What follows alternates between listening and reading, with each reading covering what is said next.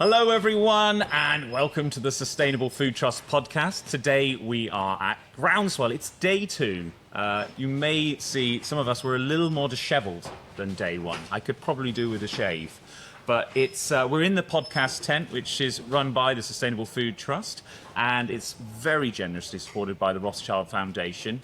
And we're just trying to get as many voices out beyond our little bubble, I think is what you have to call Groundswell in many ways.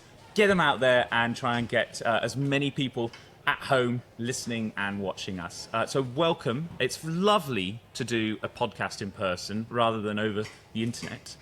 So in person, we have Patrick, who's beside me today, rather than a slight delay somewhere in Wales, and I'm in deepest, darkest Cornwall.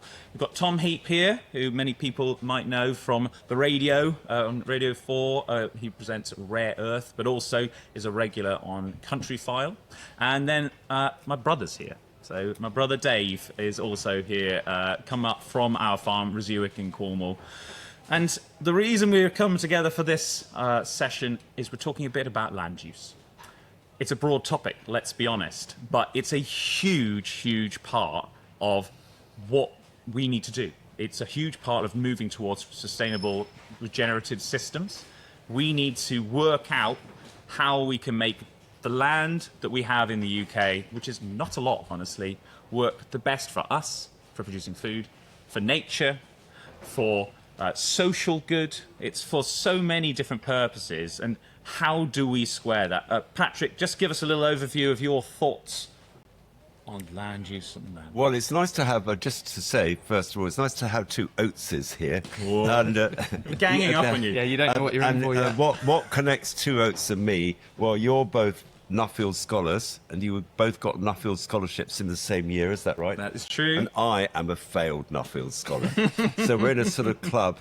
I'm the failure, and you're the two successes. I have been wandering around, and I listened to Farming Today this morning, which had lots of, what you call those things, where you go and ask people. Vox pops.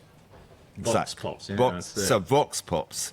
And all the people were here to learn. And there's 12,000 farmers here, apparently. That's the gate yesterday. Gosh, that is a lot. And they're all here to learn, and they're all seeking to work out what to do next. I think that's really the vibe. And I think there's quite a lot of confusion about what people should do. And obviously, I'm farming organically, and I drive around because I stayed at a grotty Airbnb place. And you're driving through all these fields, and they're all dead zones. All these arable fields, there's absolutely nothing growing them except the crop.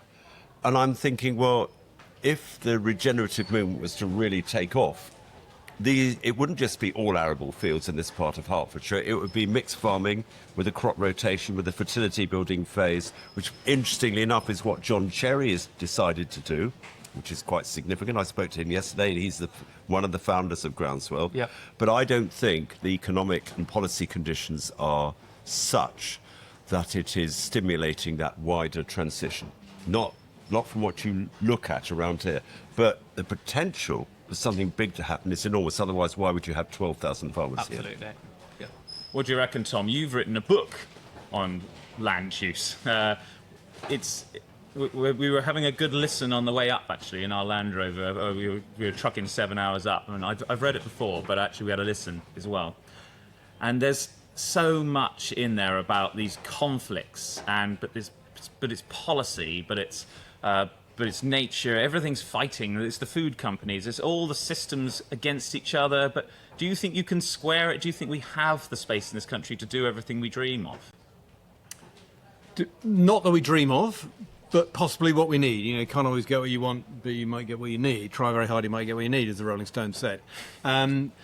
So I think the big question behind this is we started looking at land to solve so many of our problems, not just to grow food and give us somewhere to live and give a little bit of space for nature. We started wanting it for carbon storage, for floodwater storage, for recreation, for obviously roads, transport, so many things, generating energy, so many things. And these all came under the umbrella of nature-based solutions. So you want land to do a lot more of that stuff. At the same time, and I do think this is the critical point that is sometimes missed by some on the sort of environmental side of this argument, is we use more land from the rest of the world than the entire area of the UK to supply our food.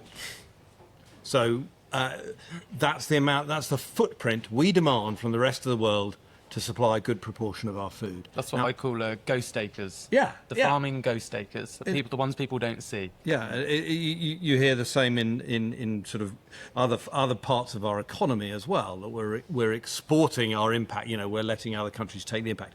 And I do think that is a critical point, that we need to be very careful about land use prescriptions here that push the demand for our food overseas, because in the end, these things, nature, climate change, are global problems. It's no point having a natural nirvana here if we've pushed our impacts overseas. So do you think that's the hardest nut? Do you think that's a justification for further intensification on the best land? In and of itself, I think producing a lot of food off a small area is a good thing. Now, the phrase in and of itself there is doing a lot of work. I totally acknowledge that. And most of the ways we produce intensive farming isn't actually intensive, in the sense that it has much wider impacts in terms of climate change and in terms of nature. But I think striving to get a lot of food from a small area is basically good. And even if that striving requires high use of non-renewable inputs, some of which leave residues in the food. No, that's my point about, in and of itself. You need to be very careful how you do that. But I respect the idea of yield. And that's, I think, the biggest challenge for the regen movement, is how to give a lot of those nature and environment things that it rightly celebrates, whilst at the same time trying to produce a lot of food off a small area. I mean, I could put it back to you. What is the point of having a natural nirvana, all the things Sustainable Food Trust want here, if you push your food demand overseas? Yes, but you'll know this, that a lot of the land use at the moment, the so-called food production land use, is either producing grains for intensive meat production or maize and other crops for AD plants. So, if we did a report, which you may have read, called Feeding Britain from the Ground Up, which modelled a rollout of regenerative farming right across the UK and calculated the impact on food production and also diets. Yeah. And we calculated that if we wasted 50% less food and ate differently, and those are two very big ifs, we could maintain our current level of self-sufficiency. You're absolutely pushing in an open door with biofuels. You and I could totally shake hands on that and skip happily onto the sunset. Because nice. I don't like biofuels. There are very few black and whites in my book. That is very close to one of them. On food and diet and waste and our own wastes, how much, what we eat, is very much part of my book. There's a whole section on demand. I just say that talking and requiring behavioural change is a lot more difficult than achieving it. And I think we need a certain realism about the world in which we live and the likelihood of changing people's diets swiftly. Yeah. But just to put, I know I'm dominating this, I apologise. No, it's fine. Okay. I'll bring David in a second. So Chris Van Tillican was here yesterday. The blue big top tent was absolutely stuffed to the gunnels with people who were listening to him. He's the doctor guy. And he's, What's Up Docs. Yeah. He's done a brilliant job looking at ultra-processed food and, defining it and trying to suggest we should eat less of it. Also, Dan Saladino, who you also will know, the food programme guy, he just did last week's food programme on obesity, and he had this map, which is incredible. Have you seen it? No. So it's a map of level of obesity globally in the 70s, and it's all sort of pale and yellowy and nothing. And now, today, the whole world's gone red. Yeah. Incredible. Yeah. So we need to think about what people are eating and the effect on our waistlines. So it's not just about producing sufficient food, it's what's in the food, isn't it? You mentioned that map, and we all know what that map looks like without even seeing it. We're all aware of the problems. But I think, do people care? Do people care enough about their health? Do people actually care enough about our land, about nature? It's, we're in a bubble here. We're at Groundswell. There's 10, 15,000 people here, all in the same bubble. But they care enough to take Ozempic, don't they? So, yes, it's the classic. It's a quick fix, isn't it? It's like it's the same. We only have to look at home. We've just had a McDonald's open in our local town. It's absolutely heaving every single day. It's only been open a couple of weeks. And you just think, people are nowhere near looking for better things. I like a burger. The thing is, that's the trouble. It's addictive.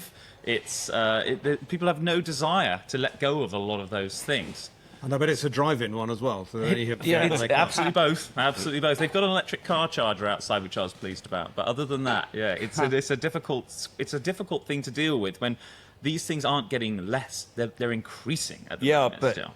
I mean, let's go down the burger alley, shall we? Because why wouldn't we like a burger? I infiltrated a McDonald's meeting at COP26, and the chief executive was there, and a woman called Beth Hart, was until recently the chief sustainability officer at McDonald's, got me in there because she knew me, and so I did a progress report on McDonald's. This is in COP26, when was that? 4 years ago? Glasgow, Glasgow. K1. So I said, I'm going to give you, McDonald's, a progress report on how you're doing with getting your burgers more sustainable. I said, well done on the beef, because there's a bit of regenerative stuff going on. Yep. Well done on the milk, they've gone organic. Yeah.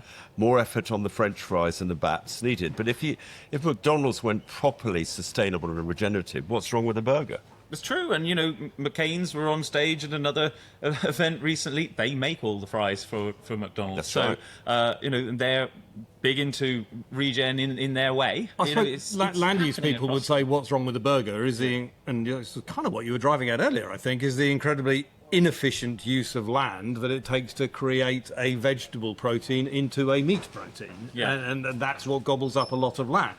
Well, So that's what some people say. now we've got something. Yeah. Now we're back to So beef, all the Hertfordshire land that I suggest should go into mixed farming, 50% of it should be in grass if you're going to rebuild the soil, carbon steps. The best way to turn that grass into food we can eat is either dairy cows or beef. And that is a good use of land, not an inefficient use of Well, land. a lot of people here wouldn't agree. They'd say if you're going to take it out of arable, put it into nature. Because that's what really Well, would no, help. because it's in a rotation. They're not taking it out of. You could put it into temporary nature, I suppose. But you that's it. want to rebuild the soil carbon. We're at Groundswell. Yeah, well, absolutely, but there are plenty of things that do that aren't. I don't know. That aren't livestock farming. You're Well, assuming a permanent rewild land it. use change there. You don't have to choose nature, beef, arable. It's not one or the other. We can do both. There's a rotation there. You can be beef for 2 years, 20 years. It doesn't matter. It's not permanent. And I think that's what's holding up a lot of change, is people see a land use designation or a change in their business as a permanent thing. Planting trees are not permanent. Solar panels are not permanent. They're just on the land for a period of time. And I think that's holding back. And it's divisive. People don't need to choose meat, veg, corn, whatever it is. We can do it all. You just don't need prescriptions and strong opinions that are, this is the only way of doing it, because you can do it all in rotation. One of the things that's difficult to do in rotation is trees, because they are almost permanent, and certainly if you're claiming them as any kind of carbon store, they have to be permanent. Absolutely. Or certainly within the 100-year spectrum. So that is a bit of a blocker on this idea of you can always change land, I think. You say that, actually. That's for this country. I've just come back from Brazil, where actually it takes 7 years to grow a tree from a tiny sapling to full height, harvested, used eucalyptus, used in whatever it is, pulp or whatever it is, or biomass there. So that actually does go into rotation. What we they take go between- 18 years to do, they can do in 5. Yeah, just because of their climate. Oh, well. So, there are rotational elements of those. It's possible. But, to be honest, we can't affect that in a great deal of ways. We're in the UK. So, Patrick, just so I understood, your land use prescription when it comes to animal agriculture is as we are, or less but better? What is it?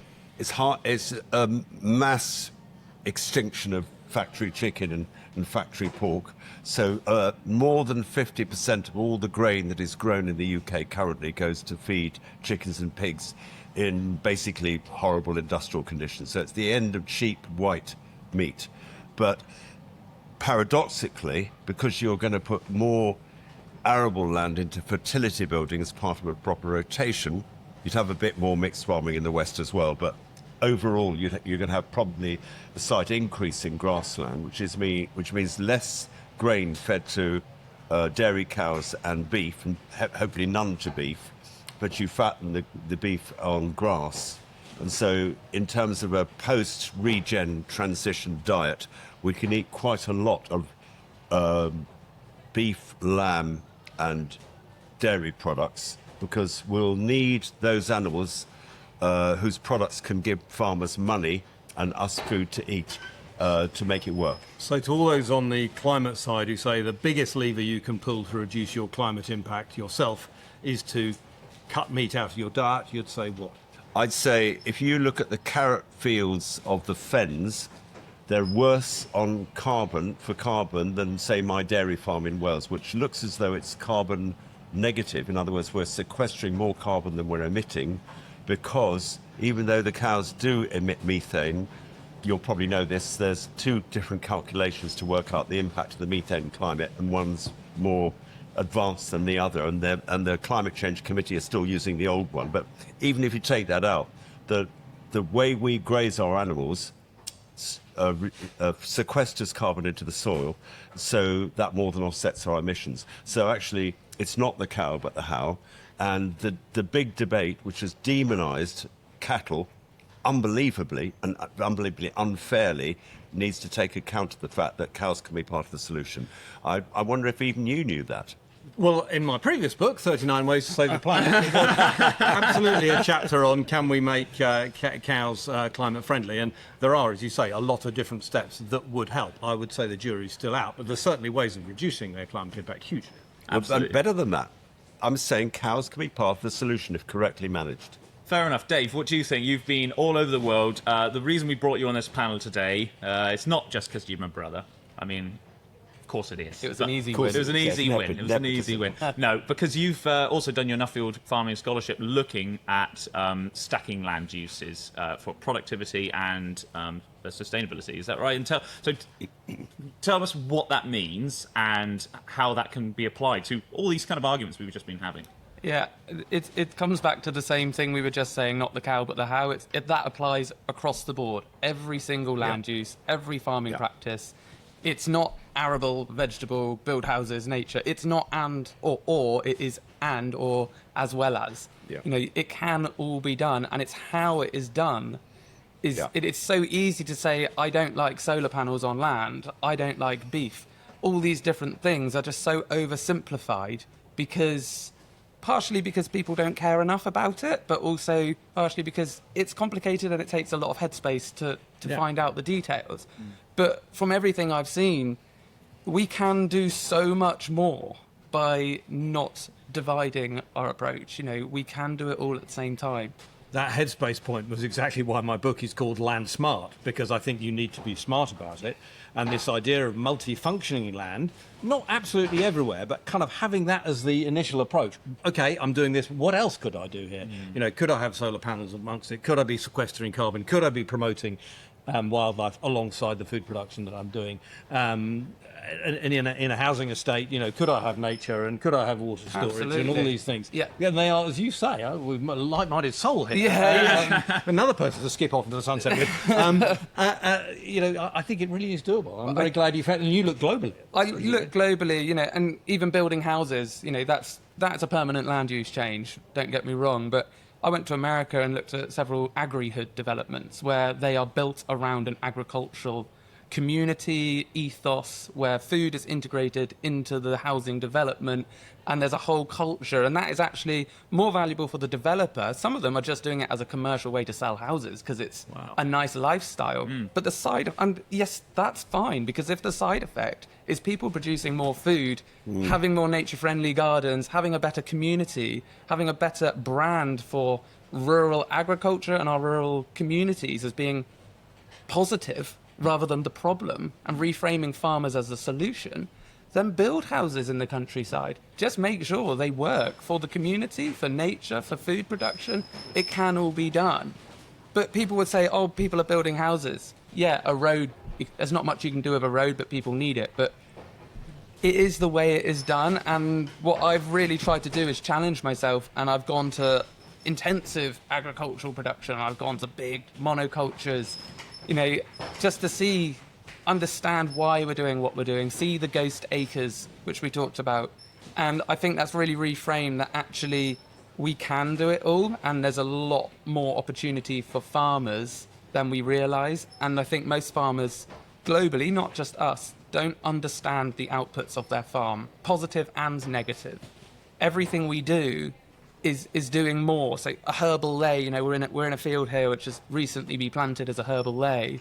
Well, that's doing things for carbon, yes, which is what it's a lot sold on, but there's biodiversity, there's flood mitigation, there's biology.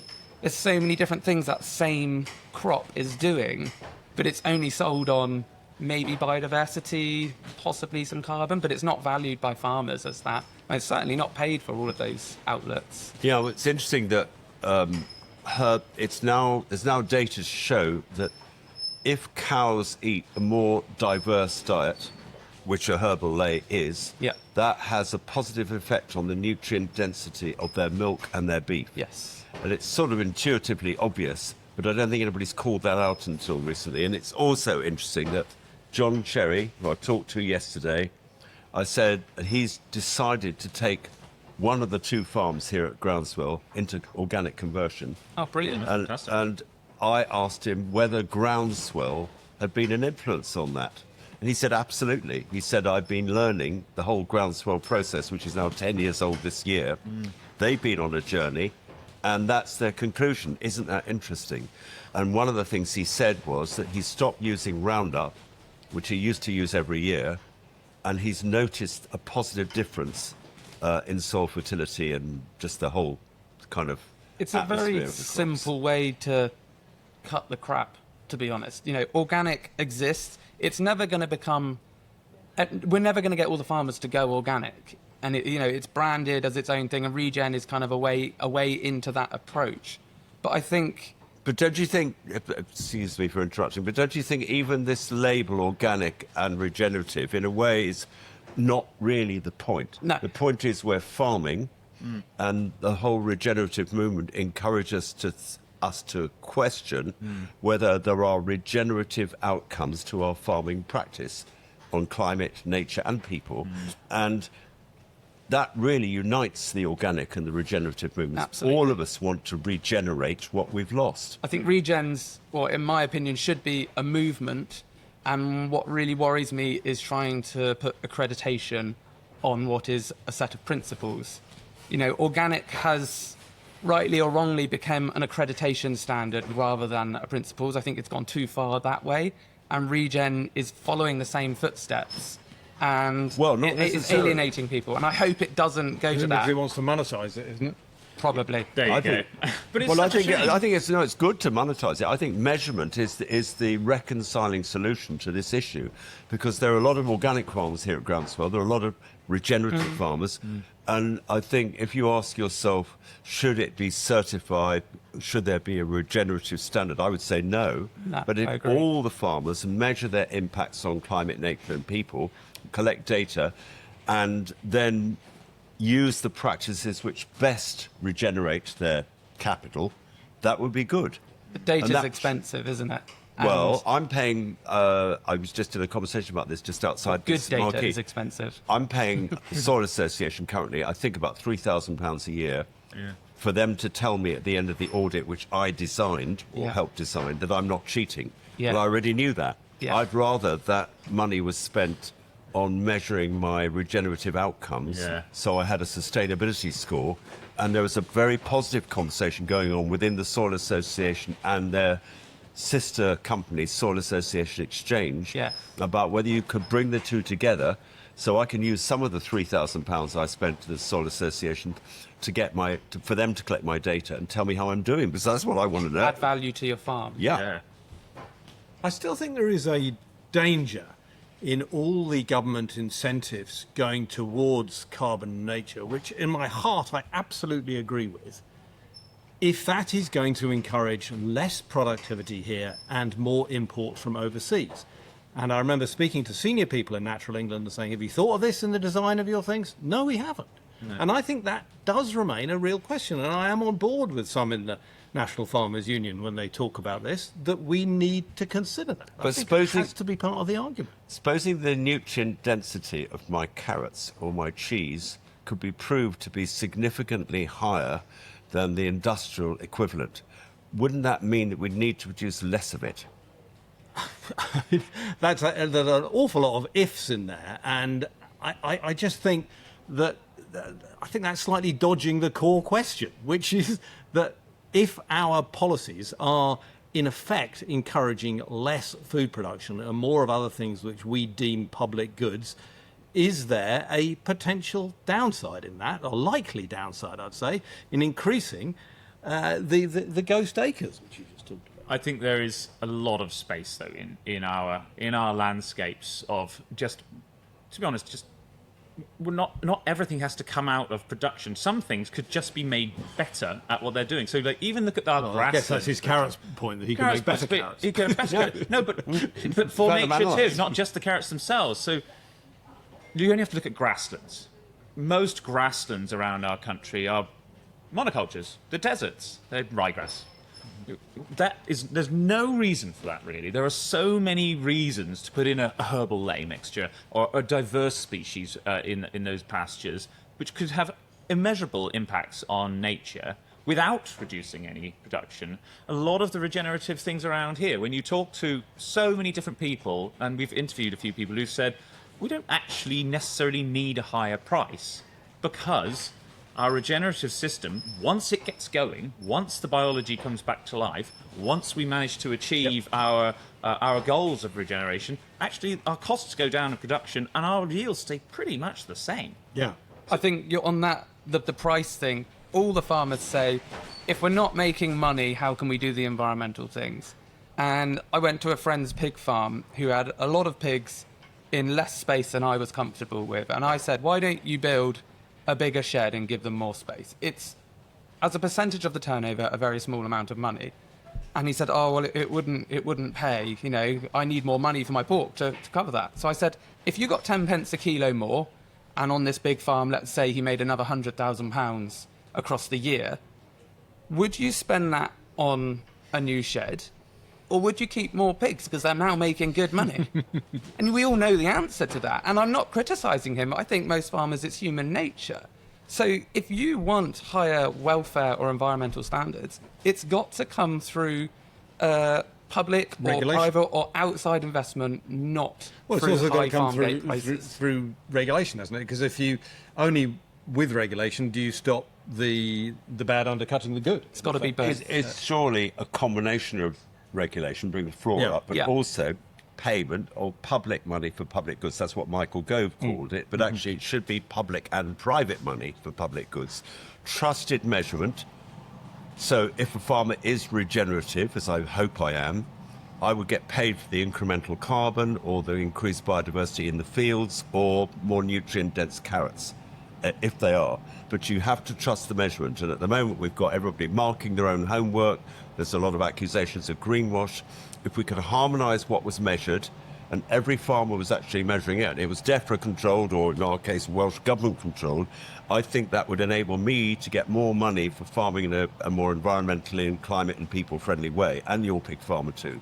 I'm just going to quick mention, I apologise to everyone who you might be able to hear a few bangs and rattles, and now there's a big tractor out the back who's coming. They're doing a demo seeding, so it's all going on here at Groundswell. But I apologise, I just wanted to mention why on earth are all these noises. I'm sure you can hear. Sorry, Tom. No, that's all right. It's a real farm. I just wanted to sort of develop that point slightly on regulation, because I think this is potentially key when it comes to land use and also multifunctioning. This is one of the things I don't understand. You know, there's a lot of argument about solar panels on farmland, particularly around some villages where it is kind of they feel isolated, islanded by these panels. And I get it. You know, you look at the plans and you think, that's pretty rough. But why aren't the planners able to say, you will only get this planning permission for these panels if you multifunction it with something else? Exactly. I mean, as we've heard, you can do it with existing panels, raise them a bit, you can have sheep underneath, spread them at maybe 10% wider, and you can have a heck of a lot of good meadow and things like that. And now because panels have come down in price such a lot, you can now mount them vertically like a fence, north-south, and you could arable in between them. Why aren't these things thought about? And then when it comes to our housing estates, why aren't they insisting on nature with it? Why isn't it part of the planning regulation? It's a very easy fix. It seems that's to something, me. it links well. We mentioned my Nuffield travelling. That is one of my key topics I cover in my report, is agrivoltaics as one of the biggest missed opportunities in the UK, especially right now. And Italy, actually, I didn't go to Italy. I went all over Europe but didn't go. But they've set the clearest standards on that. They've said you can't put solar panels on land unless you meet this threshold of agricultural production. You've got this threshold of, say, the heights that they can be used, but also for nature. So solar panels and nature. Have people done it? Have they done it in It- Italy? it- It hasn't just resulted in no solar panels. No, they have done it. Yeah, agrivoltaics around great. Europe is miles ahead of us. And we've got no there's data vertical here. solar That's the everywhere. Because we're not collecting it. That's No, the thing. we haven't. We are not But it collecting it needs because to. no one's installed it. And no we one don't needs have it. any vertical solar in this country at the moment of any scale. We've got there's a couple of panels in very short strips where they've in a university, and I know one other guy with it. There's a fence. There's no data to support it at the moment. We need that data. We've got to put some in. We're probably going to put in some ourselves just so we get this data, because it's ridiculous. How can you possibly... you've got all these solutions out there, and we're not even trialling it a lot of the time. And even with the standard panels, there's such an easy fix. No panel should ever be installed below the height that grass grows. It's so simple, because if it can get to that height, it can seed, then they could be the most biodiverse places in our entire country, because they'd all be species-rich grasslands. Because why wouldn't you do that? It's low maintenance. It's just better for everyone. And all it takes is that much metal. Absolutely. And people would say the cost, but if you look back to standard solar panels, which we've all got on our roofs now, 10, 20 years ago, they were astronomical price. But everyone did it. Legislation said, feed-in tariff or other support, or just the price of electric going up. As soon as you hit scale, it just drops in price. Chinese and we're at that manufacturers make the cost. solar Yeah. panels as well. We're just at that tipping point where agrivoltaics are going to be the next big opportunity. And it brings back the value of farmers into the community. So it's an opportunity for us. I started my Nuffield on, thinking solar panels were a threat to agriculture. I now see them as one of the biggest opportunities, but it's how it's done. I think the other part of the how is community ownership, which you might say is Absolutely. a bit out with land use, but I actually don't think it is, because you've got to bring the people with you. And there are some interesting changes happening on this now that make it much easier for communities to own part of it, or get some cheaper electricity.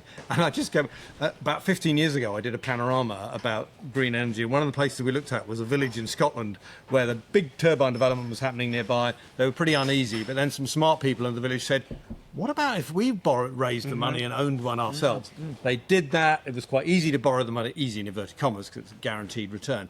And I rang them up the other day and asked them, how's it going? And rather embarrassingly, in that sort of slightly dour, understated Scots way, I managed to get them to confess, or rather actually be proud of, they're now making £500,000 a year out of that turbine, Exactly. which has well paid off everything, and he's combing through the village, giving them... And if the problem is just a beneficial visual one, well, you can put up with it if it means you can do a lot of other things in life. Yeah, I don't want my house in the middle of a solar farm. It's not a nice environment to live in. But if you also are getting your food, or you've now got more recreational space, if you had access because you were local, or you're making really good money out of it, it certainly changes people's perceptions. Yeah. I know you've looked at that through your energy use and on adding value to the farm, haven't you, Stuart? Absolutely, yeah. So I've done my Nuffield topic on fossil-free farming and looking at all these opportunities around how do we remove fossil fuels. And my biggest takeaway from that is that energy production and storage on farm is the biggest opportunity for farmers in a generation. Yeah, We're missing it, and we're selling it away, honestly. We're selling our opportunity to developers And internationally abroad, as well. internationally. It's not even like we're keeping it in the country. I think this is a really important issue. Farmers becoming known centres of renewable energy generation. It's reframing the role of a farmer. Yes. Yeah, because taking our farm as an example, we're currently spending £2,000 a month on electricity, average, because we're a dairy farm, we're a cheese maker, and we've got 10 kilowatts of solar PV on one roof, and we probably could put in at least 100 more if we got our act together. Yeah. And if we don't, we're going to be crucified by high energy costs. And yet the combination of cheap solar PV, battery storage, It's gone through the floor in and price. maybe a wind turbine as well, that's a more contentious, and we could be net exporters of energy, even though we've got a pathetic single-phase line, and we've used all the export potential But up. with a battery, that doesn't With matter. batteries, we can move beyond that. Yeah. So we want to do more on that. I think it's really, really important because actually it would change our profitability if we could sort this out. Yeah. I mean, £24,000 a year on electricity is a lot of money. It's horrendous. Yeah, we've got. So I actually calculated very recently. This is getting slightly away from land use. Apologies, but if dairy farms, pig farms, and poultry farms had batteries on to supply their usage for the day, and they used power outside of the main peak, we could satisfy all of the national grid's peak requirements of flexibility in the grid. So they're trying to reduce the amount of demand at our peak times, which is like 6 to 8 in the evening, basically. We could do all of that just by putting batteries on those farms. The significance of energy on farms, and it's cheap, it's free. We have the space. The space is just sitting there.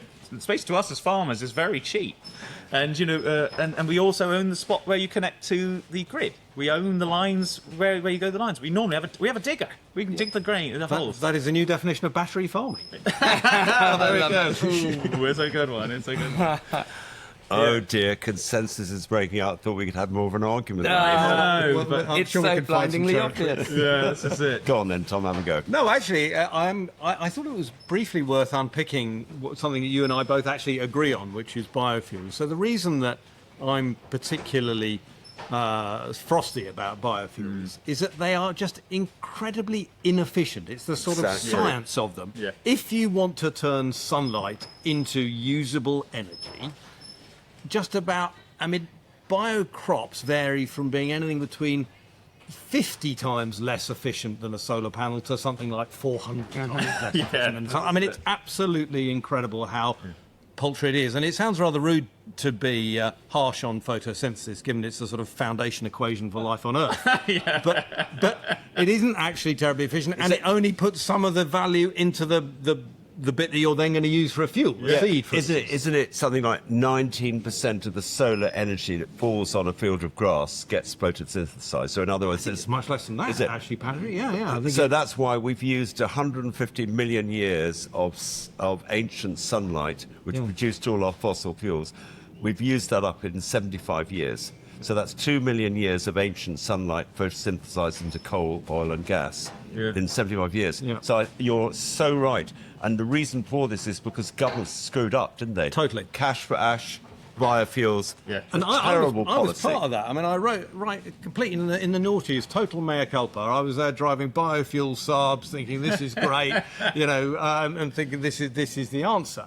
And so, but it's totally not. And when you see the campaign slogans that say "fields for food, not energy," referring to solar, and they don't realise that they've got masses of maize going for anaerobic digestion and Exactly. masses of Well, glad oilseed we've got rape you going as for an ally diesel. now on Yeah, that. totally. If you caused the policy in the first place, we can use, because there's nothing like a coming back reformed to sinner, haunt isn't there? Well, yeah, that's absolutely true. And I think, to be fair, the land use framework actually is a bit more, the government's new land use framework is a bit more, let's say, sceptical or hostile. Perhaps not hostile might be overstating it, sceptical towards biofuels than it was before. Yeah. I think the land use framework is a big opportunity, but I think it's still there's too many lines on maps, in my opinion. This is close to London, and we need the electricity, so this is where renewables going to go. This area is for nature, and I still think, although it does talk about stacking land uses and multifunctionality of many farms, it's still underappreciating the opportunities of energy and all the things we've just talked about. I still think it's oversimplifying, and the land use designations are a problem. We can do it all everywhere. There's going to be exceptions Some to places that. do areas better than others, don't they? They do. Do But I still activities think better than others. we can do more as farmers, as the people in control of most of the land. We can do so many more things for the population than we're being given the opportunity to do. Okay, we are coming to the end of our really great conversation. Actually, I've enjoyed this a lot. I think it's all of our pet subjects, in fact. So it's a very easy one to talk for many hours. But let's just go back through us all here, Dave. if you were to do one big land use change in the UK, what would it be? I'd make it illegal to plant a monoculture of any type. We should have no monocultures growing in the world. Oh, it's a big statement. What about you, Tom? Do you have... I'd take policy subsidy and financial subsidy away from biofuels, whether that be in anaerobic digestion or this regulation that a certain amount of biofuels in our road fuels, in our petrol and diesel. I think those need to go, and that would free up a lot of land for other things. Fair enough. Patrick? Sorry to be a bit radical. I would introduce legislation to ban the use of Roundup, not just for pre-harvest desiccation, but altogether, because I think that it's having a really damaging effect on the soil microbiome and on human health. Fair And enough. I think if we did that, then it would obviously reframe the discussion about how to farm in a regenerative way, because I think many farmers, I'm not criticising them, who are here at Groundswell are using Roundup annually to control weeds. It's easy. And they signed up to the whole min-till thing, which means they don't use the plough, but the plough is an effective form of weed control if used judiciously. And without the plough, you more or less have to use Roundup. So there's an umbilical dependence on Roundup in one form of regenerative farming, which is widely practiced in the UK. I don't think it's sustainable in the long run. Yeah, I completely agree. And in my Nuffield report, one of my little quotes and notes I took was farming is easy, and glyphosate is a big part of that. But farming is easy. Farming profitably, ethically, and environmentally responsibly is really hard work. But glyphosate has made farming very simple. I know you want to wind it up, but I've heard from a lot of regenerative farmers who say categorically that glyphosate, compared to the plough, is the lesser of two evils in their view. Well, so don't agree. we will talk again because we have an Adopt project looking at the effect of ploughing depth on soil biology and soil carbon. So we'll Come see. back to me in a year. Yeah, in a year's time we'll see, and we'll have some good data around that. I'm going to give my one. I said it earlier. I think no solar panel should ever be installed below the height the grass grows. I think that's our biggest opportunity of basically wasted space underneath those solar panels that could be amazing for nature. Wow. Thank you very much, guys, for joining me. And we're going to carry this conversation on, I'm sure. Tom, tell us your book's still out, isn't it? Yes, Landsmart is still available from bookshops and online. And so Amazon. go and snap it up. That's it, exactly. They say everyone has a book in them. I'm supposed to be writing a book. I don't have a book in me. It's too difficult. Anyway, well done. Anyway, thank you, everyone, for listening or watching if you are. It's been a great episode here at Groundswell Festival. I'd like to say thank you again to the Rothschild Foundation for sponsoring our tent here. It's been a real pleasure to have so many wonderful, amazing conversations with so many great people. And for these very select special people who joined us at the There podcast are a tent. few people in our audience here. I don't know if you can. I don't know if our camera's on that's facing that way. If there's no camera, you won't ever see them, but they are here. In fact, there's no camera. There's 100 people here. There we go. Thousands. Thank you, everyone.